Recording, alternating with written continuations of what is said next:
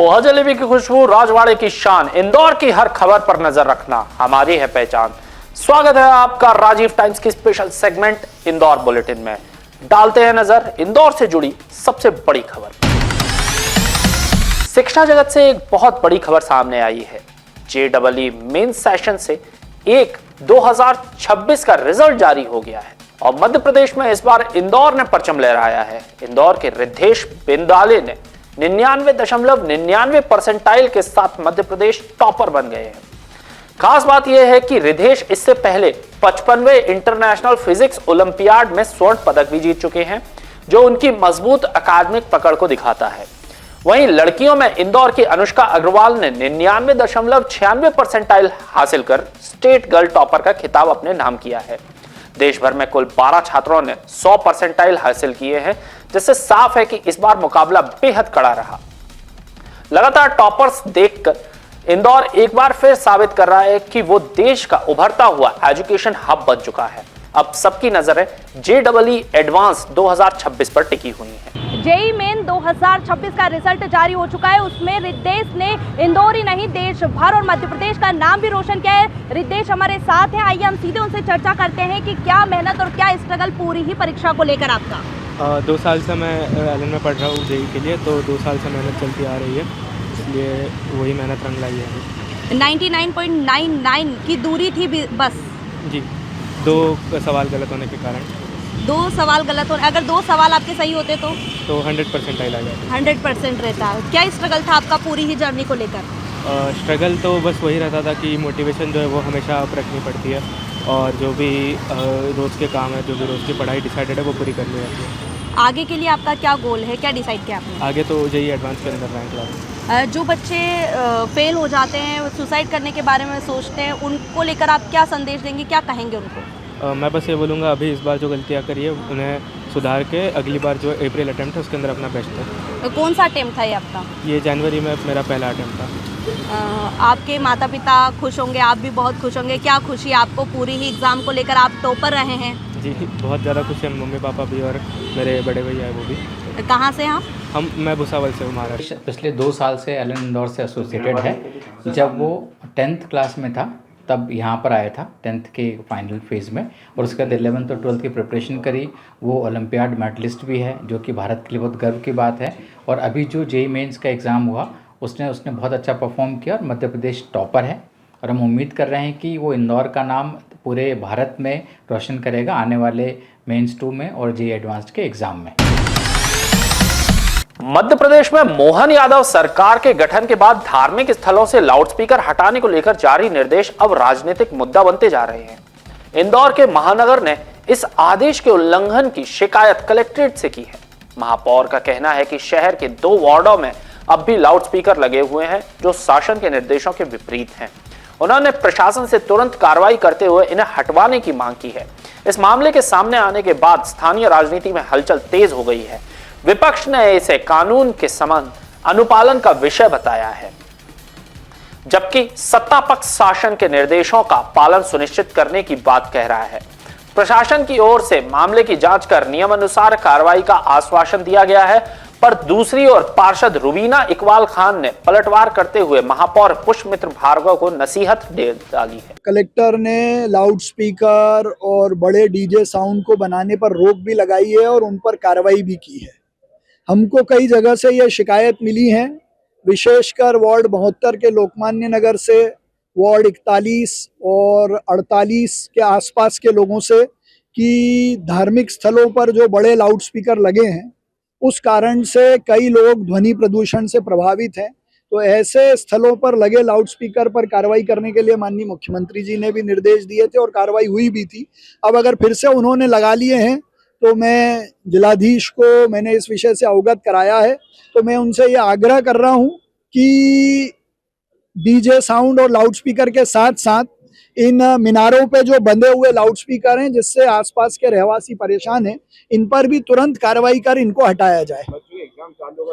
वो भी एक कारण है कि एग्जाम्स के समय कम से कम नियम अनुसार इनका उपयोग हो, और जो मीनारों पर बंधे हैं उसका लंबा प्रभाव होता है, उसको तुरंत उस पर कार्रवाई की। इंदौर जिले में खाद्य पदार्थ में मिलावट की रोकथाम के लिए प्रशासन ने सख्त कदम उठाए हैं। कलेक्टर शिवम वर्मा के निर्देशन में खाद्य सुरक्षा अधिकारियों की टीम ने 3 प्रतिष्ठानों का औचक निरीक्षण कर नमूने एकत्र किए हैं। जांच के दौरान शुभम सोहन पपड़ी प्रतिष्ठान, कुणाल इंडस्ट्रीज और सहयोग बेकरी की पड़ताल की गई है। शुभम सोहन पपड़ी से सोहन पपड़ी के 2 नमूने लिए गए हैं। कुणाल इंडस्ट्रीज से लाल मिर्च, रेड चिली फ्लेक्स, खड़ा काला नमक और काला नमक पाउडर के नमूने संकलित किए गए हैं। वहीं सहयोग बेकरी से टोस्ट, शक्कर और तिली सहित कुल 4 नमूने लिए गए हैं। सभी नमूनों के प्रयोगशाला परीक्षण के लिए भेजे गए हैं। रिपोर्ट के आधार पर संबंधित प्रतिष्ठानों के विरुद्ध खाद्य सुरक्षा एवं मानक अधिनियम के तहत आगे की कार्रवाई की जाएगी। प्रशासन ने मिलावट के खिलाफ अभियान जारी रखने की बात भी कही है। इंदौर के एरोड्रम थाना क्षेत्र अंतर्गत बाबू मुरई कॉलोनी में तेज रफ्तार कार ने एक बच्चे को जोरदार टक्कर मार दी। प्रत्यक्षदर्शियों के अनुसार कार चालक ने लापरवाही से वाहन चलाते हुए कई लोगों को टक्कर मारी है, जिससे इलाके में अफरा तफरी मच गई। घायल बच्चे को तत्काल उपचार के लिए अस्पताल में भर्ती कराया गया है। उसकी स्थिति पर चिकित्सकों की निगरानी बनी हुई है। घटना का पूरा घटनाक्रम पास में लगे सीसीटीवी कैमरे में कैद हो गया, जिससे पुलिस को जांच में मदद मिल रही है। पुलिस ने कार का नंबर नोट कर लिया है और उसके आधार पर चालक की पहचान की जा रही है। अधिकारियों का कहना है कि दोषी के खिलाफ सख्त कानूनी कार्रवाई की जाएगी। इंदौर के चंदन नगर क्षेत्र में प्रस्तावित रोड चौड़ीकरण को लेकर स्थानीय रहवासियों का विरोध तेज हो गया है।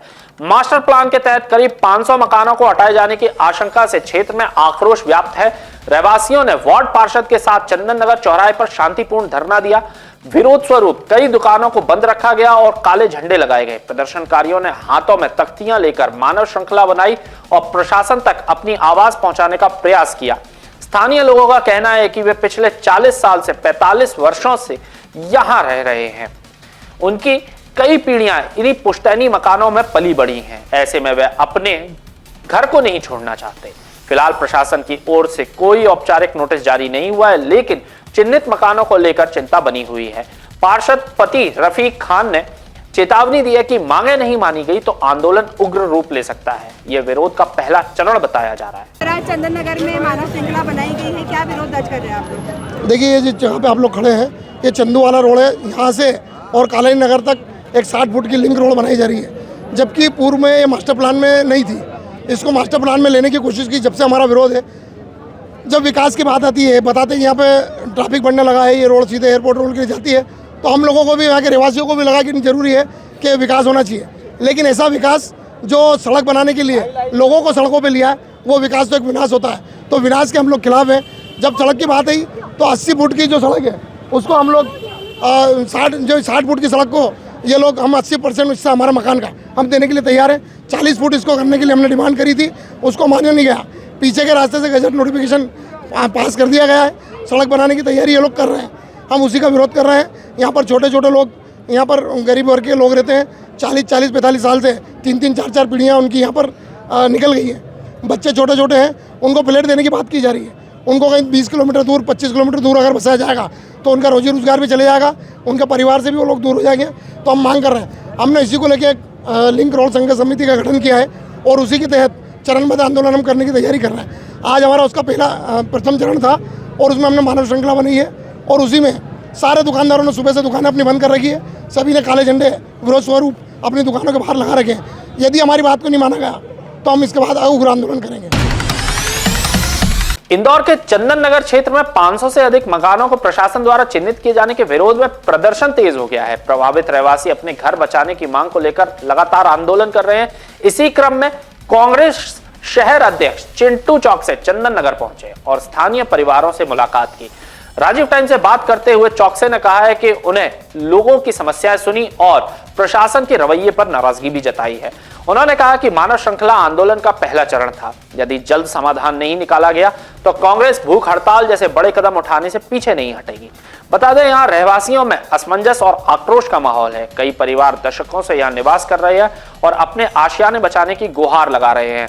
एक बुजुर्ग रहवासी ने भावुक होकर कहा कि घर भी उनका अंतिम सहारा है, इसे टूटने ना दिया जाए। साथ ही उन्होंने कहा कि अगर घर टूटा तो वो आत्महत्या कर लेंगे। फिलहाल सभी की नजर प्रशासन के अगले निर्णय पर टिकी है। हमारे प्रदेश के अध्यक्ष जीतू पटवारी जी के निर्देश है कि किसी भी कंडीशन में जनता के साथ अन्याय नहीं होना चाहिए। जहाँ जहाँ अन्याय होगा वहाँ वहाँ कांग्रेस पार्टी उन लोगों के साथ खड़ी रहेगी। जैसे चंदन नगर की सड़क का मामला है, जिस सड़क को अगर हम बहुत ज़्यादा चौड़ा करेंगे तो लोगों के पूरे घरौंदे उजड़ रहे हैं, व्यापार व्यवसाय सब नष्ट हो रहा है। तो कांग्रेस पार्टी की मांग है कि सड़क चौड़ीकरण भी आवश्यक है और लोगों के घर बार बचाना, रोजगार बचाना भी आवश्यक है। आज से उस लड़ाई की हम लोगों ने शुरुआत करी है और कुंभकर्णी नींद में सोई हुई इस नगर निगम को, इस सरकार को जगाने की कोशिश करेंगे कि किसी प्रकार का कोई अन्याय ना करे। हम ये लड़ाई जब तक जारी रखेंगे जब तक यहाँ के लोगों को न्याय नहीं मिल जाता, जब तक ये सड़क की जितनी चौड़ाई होना चाहिए उतनी नहीं हो जाती, किसी के घर भी किसी भी कंडीशन में किसी के घरोंदों ने कांग्रेस पार्टी उजाड़ने नहीं देगी। कि हम तिनका करके मकान बनाया हमने, कहीं बीसीएं डाली है, कहीं क्या करा है और किसी से कर्जा भी लिया है। वो कर्जा आज तक हमारा दिला नहीं है। तो आपसे निवेदन है, हाथ जोड़ के विनती करते हैं कि हमारा मकान का आप ध्यान रखें, गरीबों का, और हम मजदूरी करते हैं। और श्रीमान जी से निवेदन है कि आप जो है हाथ जोड़ के विनती है मेरी सारी सरकार से कि हमारे साथ न्याय करें। इंदौर कलेक्ट्रेट में आयोजित जन सुनवाई के दौरान ब्रेन ट्यूमर से जूझ रही एक बच्ची को त्वरित सहायता मिली है। कलेक्टर शिवम वर्मा के निर्देश पर बच्ची के इलाज की व्यवस्था कराई गई। बच्ची की मां शिवानी ने बताया कि डॉक्टरों ने उपचार के लिए अधिक खर्च बताया था, जो उनकी आर्थिक स्थिति से बाहर था। किसी की सलाह पर उन्होंने जन सुनवाई में आवेदन दिया। आवेदन पर तुरंत संज्ञान लेते हुए प्रशासन ने बच्ची के इलाज की पूरी व्यवस्था कराई। उपचार मिलने के बाद मां ने कलेक्टर और मुख्यमंत्री के प्रति आभार जताया है। वे अपनी बेटी के साथ कलेक्ट्रेट पहुंची और धन्यवाद स्वरूप गुलाब का फूल भेंट किया। प्रशासन का कहना है कि जन सुनवाई के माध्यम से जरूरतमंदों की समस्या का त्वरित समाधान किया जा रहा है। इस पहल से आम नागरिकों को राहत मिल रही है। तो मैंने जो ऑपरेशन करवाने के लिए मैं घर पे आई थी, तो मेरे वहाँ पे पैसे लग रहे थे, तो मैंने जो भैया करने आई, मैं कलेक्टर साहब पे करने आई, तो मैंने बोला जहाँ मदद मांगने के लिए आई, तो जहाँ मेरे को मदद मिली मेरी छोरी का ऑपरेशन करवाने के लिए। क्या बीमारी थी आपकी? जो माँ पेट से थी इधर पे, तो उसके गिटान निकली, तो वो ऑपरेशन हो गया। 8 दिन बाद बुलवाया है हमको, तो कहना 8 दिन बाद देखो पैसे लगेंगे, तो दवाई के बाहर से दवाई गोली के पैसे लगेंगे, तो आप लेकर आना। मैंने कहा ठीक है। 8 दिन बाद फिर जाना, उसके टाके कटेंगे। तो क्या आपकी घर की स्थिति किसी का है? सर एक ही कमाने वाला मेरा हस्बैंड, और एक ही कमाने वाले, वो भी 300 रुपये कमाते। सर इसमें क्या खाएंगे, क्या करते? क्या परेशानी थी बच्ची को? क्या लेकर आया? बच्ची की परेशानी माँ पेट से, बच्ची को प्रॉब्लम थी, आंखों में उसको प्रॉब्लम थी माँ पेट से ही। और इनको किसी ने सजेशन दिया था कि आप जन सुनवाई में जाइए माननीय कलेक्टर महोदय के समक्ष, और वहाँ से इस बच्चे का निराकरण हो जाएगा। इनके पास पैसों की भी कमी थी, अब तो यह जन सुनवाई में आए और साहब का आदेश हमारे लिए हुआ कि आप इनको लेके जाइए हॉस्पिटल में और इनका उपचार कराइए। कैसे क्या मदद करी आप लोगों ने फिर जब आपके लिए केस आया तो? हाँ सर, केस लेके पहले हमने उसको समझा, फिर इसको हॉस्पिटल लेके गए, हॉस्पिटल डॉक्टर के माध्यम से इनको सजेशन दिया, फिर इसका उपचार पूरा संपूर्ण किया गया। उपचार करने के पश्चात ये सर का धन्यवाद आभार प्रकट करना है। अगली खबर पर नजर डालते हैं।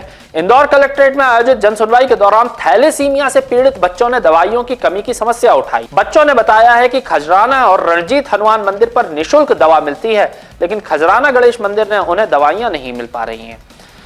कलेक्टर शिवम वर्मा ने मामले को गंभीरता से लेते हुए तत्काल प्रभाव से दवाइयों की उपलब्धता सुनिश्चित करने के निर्देश दिए हैं। उन्होंने भविष्य में ऐसी स्थिति दोबारा न बने, इसके लिए संबंधित अधिकारियों को व्यवस्था दुरुस्त करने को कहा है। पीड़ित बच्चों ने बताया कि थैलेसीमिया की दवाएं काफी महंगी होती हैं और लंबे समय से उन्हें नियमित रूप से नहीं मिल पा रही थी।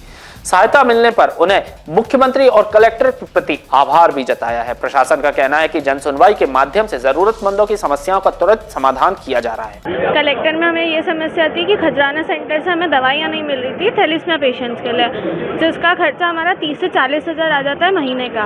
और एक इंजेक्शन हमारी बहुत इंपॉर्टेंट है, जो नहीं मिलती है तो बच्चों के बहुत ऑर्गन्स में इकट्ठा हो जाता है और वो उनकी डेथ भी हो जाती है। कोई भरोसा नहीं रहता कभी किसी का। हम लोग कलेक्टर साहब से थैलेसीमिया के बच्चों के लिए मिलने आए थे, जिनको दवाइयाँ बहुत समय से उपलब्ध नहीं हो पा रही है। कलेक्टर साहब ने बहुत संवेदनशीलता से हमारा सुना और हमारा निराकरण करके दिया। हम लोग बहुत खुश हैं।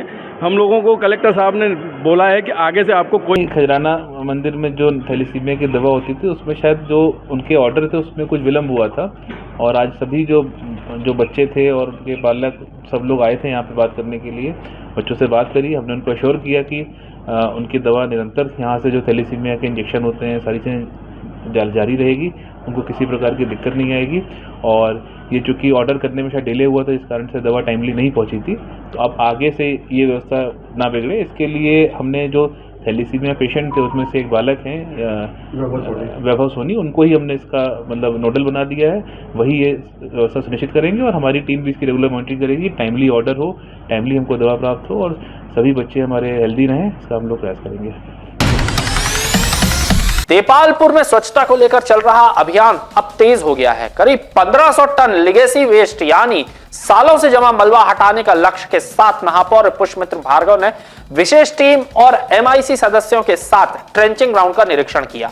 उन्होंने सफाई कार्यों की समीक्षा का जागरूकता गतिविधियों मंक भी भाग लिया। दौरे के दौरान महापौर ने व्यापारियों से संवाद करते हुए कहा है कि नगर निगम की भूमिका सीमित है, जबकि स्वच्छता की असली ताकत नागरिकों और व्यापारियों की भागीदारी में है।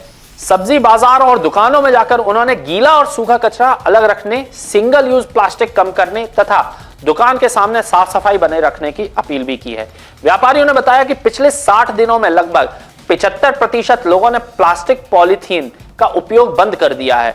डोर टू डोर अभियान में नागरिकों ने नियमित कचरा संग्रहण की पुष्टि की है।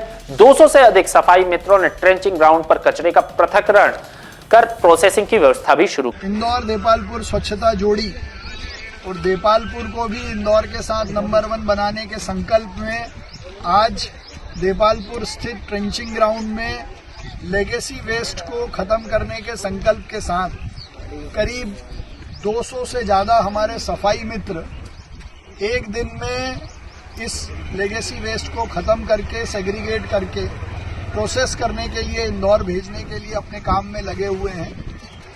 और उसके बाद इस ट्रेंचिंग ग्राउंड पर देपालपुर से आने वाला कचरा नियमित रूप से गीले और सूखे में अलग अलग प्रोसेस होगा, लैंडफिल साइट में नहीं जाएगा और इस स्थान पर इंदौर की तरह एक सुंदर वाटिका बनाने का काम भी शुरू होगा।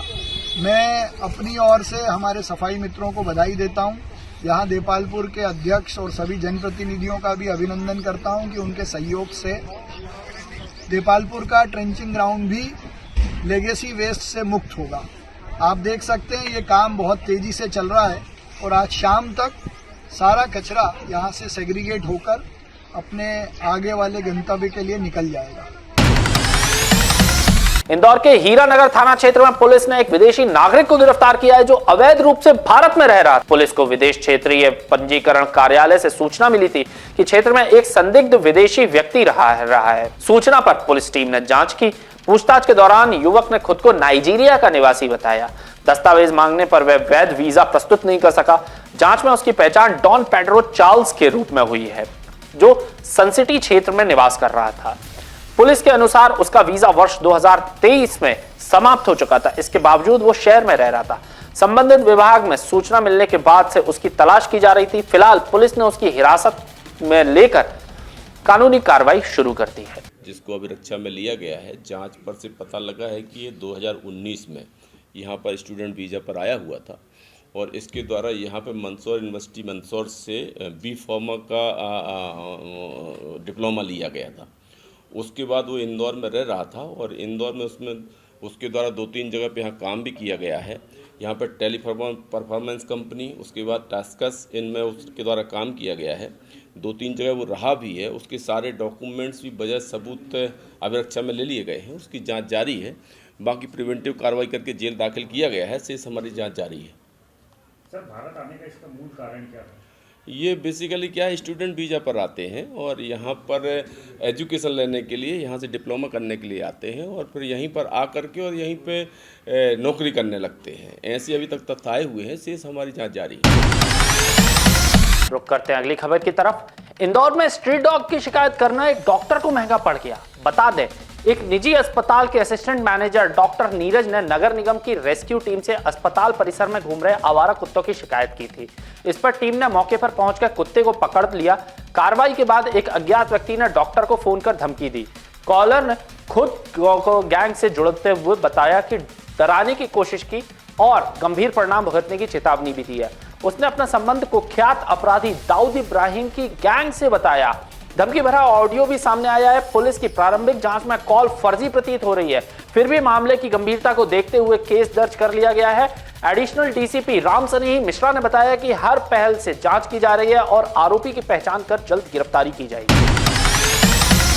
इंदौर क्राइम ब्रांच पुलिस ने अवैध मादक पदार्थों के कारोबारी पर बड़ी कार्रवाई करते हुए 4 आरोपियों को गिरफ्तार किया है। पुलिस ने आरोपियों के कब्जे से करीब 20.27 ग्राम प्रतिबंधित मादक पदार्थ एमडी बरामद किया है, जिसकी अंतर्राष्ट्रीय बाजार में कीमत लगभग 2 लाख रुपए बताई जा रही है।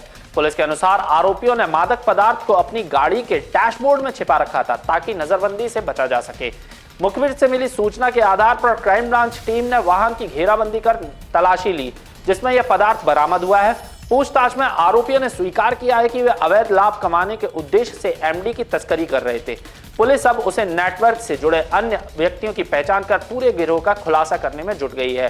क्राइम ब्रांच का कहना है कि शहर में नशे के कारोबार पर सख्ती लगातार जारी रहेगी। इनको एमडी मिली थी, ये चूंकि रहने वाले रतलाम के हैं और वहीं जावरा के आसपास से यहाँ से इनको एमडी मिली थी। इसके संबंध में और विस्तृत जानकारी ले रहे हैं कि 4 लड़के कैसे एक साथ इसमें आ रहे थे, इसके संबंध में जानकारी जा रही। थार गाड़ी के बारे में ये पता चला है कि ये इन्होंने किराए से ली थी। अब गाड़ी का मालिक जो भी होगा उसके खिलाफ भी हम इसमें कार्रवाई करेंगे। अगली खबर की तरफ रुख करते हैं। इंदौर कलेक्ट्रेट में कलेक्टर शिवम वर्मा की अध्यक्षता में जन सुनवाई आयोजित की गई। इसमें कई पीड़ित अपनी समस्याएं लेकर पहुंचे, जिन्हें कलेक्टर ने मौके पर ही कई समस्याओं का निराकरण किया। परिवार विवाद, जमीन विवाद, कब्जे, सीमांकन, मेडिकल, स्वास्थ्य एवं संबंधित आवेदन भी आए। आर्थिक सहायता के आवेदनों पर रेड क्रॉस के माध्यम से सहायता भी प्रदान की गई है। कलेक्टर वर्मा ने बताया कि मुख्यमंत्री के निर्देश पर जन सुनवाई में सभी की समस्याओं का निराकरण किया गया है। साथ ही संबंधित विभागों को आवेदन का समय सीमा में निराकरण करने का निर्देश भी दिया गया है। देखिए, जन सुनवाई विभिन्न आवेदन आए हैं और माननीय मुख्यमंत्री जी के निर्देशानुसार सभी आवेदनों को दर्ज कर उनका निराकरण किया जा रहा है। कुछ मौके पर जो आर्थिक सहायता के प्रकरण थे उनका मौके पर निराकरण किया गया है।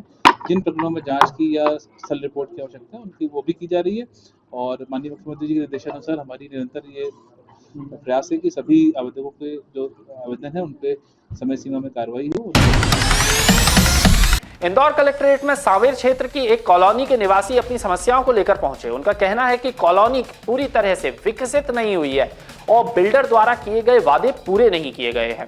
निवासियों ने बताया है कि कॉलोनी में बिजली की सुविधा नहीं है, 14 गार्डन और 3 मंदिर के आसपास बाउंड्री वॉल नहीं बनाई गई है और नाले के आसपास सुरक्षा की कमी के कारण चोरी होती रहती है।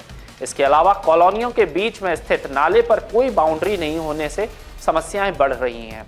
निवासियों का कहना है कि उन्होंने विधायक से भी संपर्क किया, लेकिन समस्या का समाधान नहीं हुआ। उन्होंने चेतावनी दी है कि यदि उनकी मांगें नहीं मानी गई तो वे हाईवे पर चक्का जाम कर राष्ट्रपति से इच्छा मृत्यु की मांग भी कर सकते हैं।